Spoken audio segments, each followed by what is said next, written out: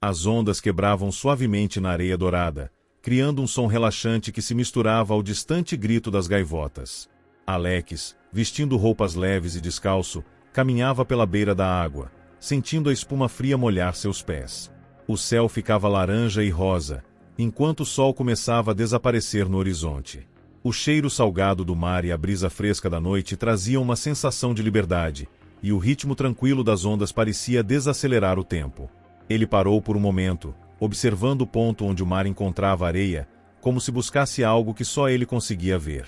Desde criança, ouvirá histórias sobre uma pirâmide submersa próxima à costa, uma estrutura antiga demais para constar em registros históricos. Agora, como arqueólogo, sua obsessão era provar que ela existia. Naquela manhã, mergulhadores locais haviam encontrado pedras esculpidas a 500 metros da praia, cobertas por símbolos que não correspondiam a nenhum sistema de escrita conhecido. Passou a tarde examinando as imagens, notando padrões que sugeriam um calendário ou um mapa estelar. Ao entardecer, voltou à praia para clarear as ideias, mas algo incomodava. Os símbolos pareciam mudar de posição, dependendo do ângulo de visão. Enquanto caminhava, um homem apareceu na areia, vindo das dunas. Vestia uma túnica desbotada e carregava um medalhão escuro que emitia um brilho tênue. Parou, percebendo que o estranho não deixava pegadas. O homem estendeu a mão, revelando uma pedra angular com o mesmo símbolo visto nas inscrições submersas. Sem dizer uma palavra, colocou o objeto na areia e se afastou, desaparecendo entre as sombras das palmeiras. Correu até a pedra, mas ao tocá-la, uma dor aguda percorreu seu braço, seguida por uma visão fugaz de estrelas formando uma constelação desconhecida. Quando olhou para cima, o medalhão do homem brilhava intensamente no horizonte, como um farol distante. Guardou a pedra no bolso, decidido a retornar ao local das escavações antes do amanhecer.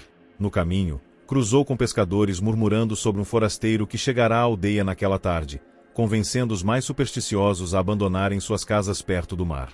Não acreditava em superstições, mas o medalhão e a pedra emanavam uma energia que desafiava explicações racionais.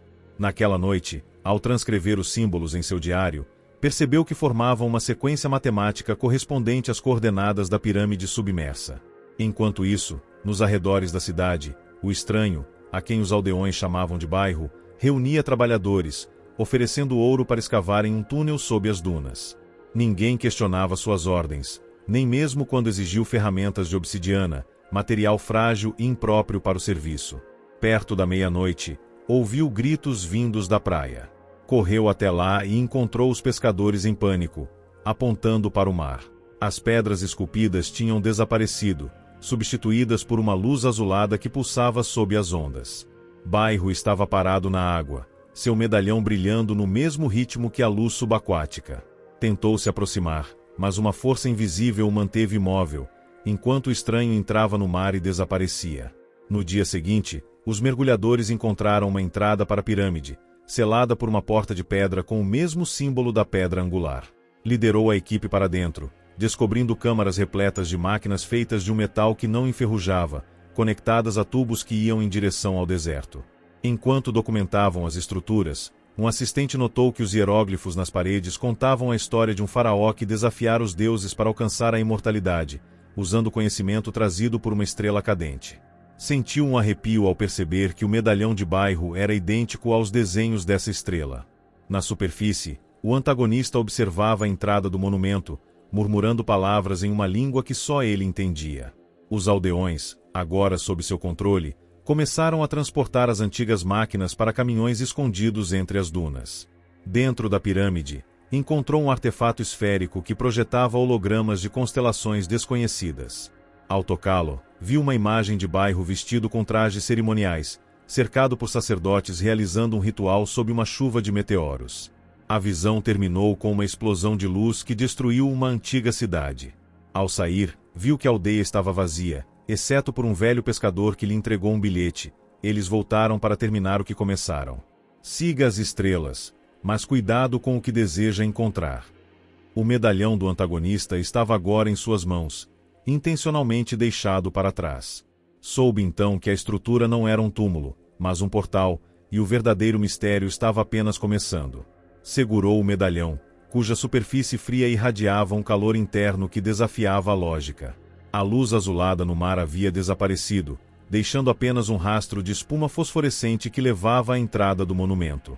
Dentro dele, as máquinas antigas zumbiam com uma energia que nenhum dos instrumentos modernos conseguia identificar. O artefato esférico, agora guardado em sua mochila, projetava hologramas de uma civilização que existira antes do Egito conhecido, mostrando estruturas que desafiavam a gravidade e seres com traços humanoides, mas não inteiramente humanos.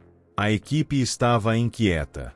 2 assistentes insistiam em abandonar a expedição, alegando que vozes sussurravam em seus ouvidos durante o sono. O fotógrafo registrou imagens borradas de sombras, onde não havia nada, como se algo interferisse nas lentes. Bairro ressurgiu ao amanhecer, parado na borda do deserto, observando a pirâmide com expressão indecifrável.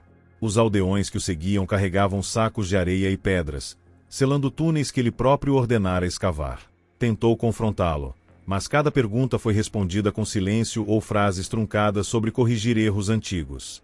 Naquela noite, enquanto analisava os hieróglifos, notou que as máquinas na câmara principal estavam alinhadas com as estrelas, como se sincronizadas a um ciclo cósmico. Ao tocar uma das estruturas, uma corrente elétrica percorreu seu corpo, e viu, por um instante, o rosto de Bairro jovem, cercado por sacerdotes que o reverenciavam como um deus. A conexão entre o medalhão, a pirâmide e as estrelas tornou-se clara quando Rayana, uma assistente, descobriu o diário de bordo de um navegador do século XVIII. As anotações descreviam uma luz idêntica à do medalhão, aparecendo no céu noturno, seguida por relatos de alucinações coletivas em vilarejos costeiros. Percebeu que o artefato não era apenas uma chave, mas também um transmissor, enviando sinais para algo ou alguém no espaço. Bairro, entretanto, parecia determinado a reativar as máquinas, ignorando os alertas de que a energia liberada poderia destabilizar a crosta terrestre. Na terceira noite, a equipe dividiu-se. Metade insistiu em continuar as escavações, enquanto a outra, liderada por Rayana, investigou os túneis sob as dunas. Ficou na pirâmide, estudando os hologramas, até que uma figura surgiu nas projeções. Ele mesmo, anos mais velho, segurando o medalhão e cercado por ruínas. Antes que pudesse entender, um tremor sacudiu a estrutura, e a entrada desabou, isolando-o.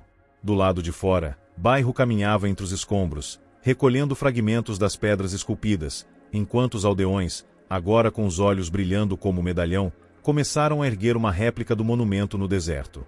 Preso na câmara, ouviu vozes vindo das paredes, vozes em línguas mortas, suplicando por libertação ou advertindo sobre armadilhas. Ao aproximar-se de um dos tubos metálicos, percebeu que eles não transportavam água ou ar, mas algo vivo, uma substância escura que pulsava em resposta ao toque. No dia seguinte, Rayana retornou pálida e com marcas vermelhas nas mãos. Os túneis sob as dunas levavam a uma câmara maior, onde dezenas de medalhões idênticos ao de Bairro estavam dispostos em círculo, irradiando uma luz que distorcia a realidade ao redor.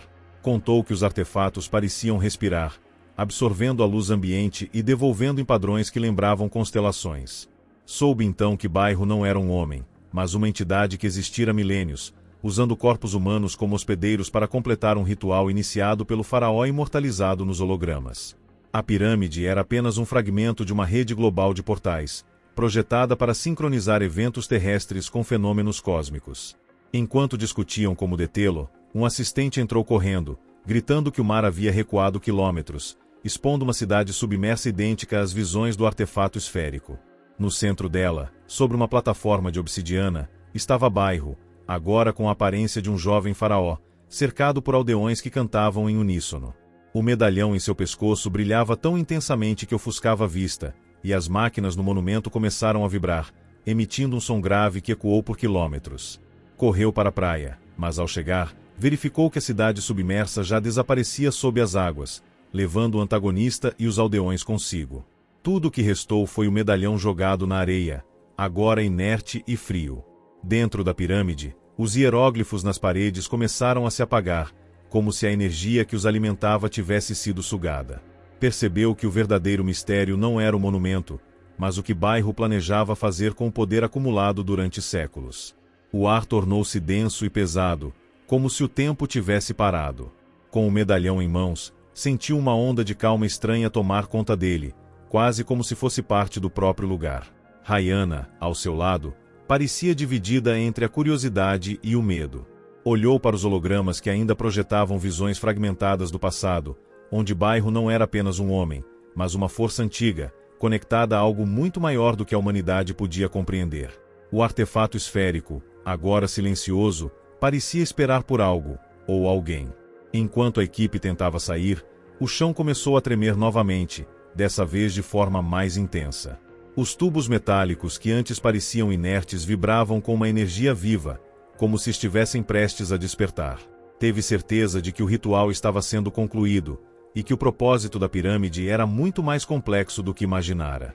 A cidade submersa, as máquinas antigas, os hieróglifos e até o próprio bairro eram partes de um ciclo interminável, um plano que ultrapassava o tempo e a história humana.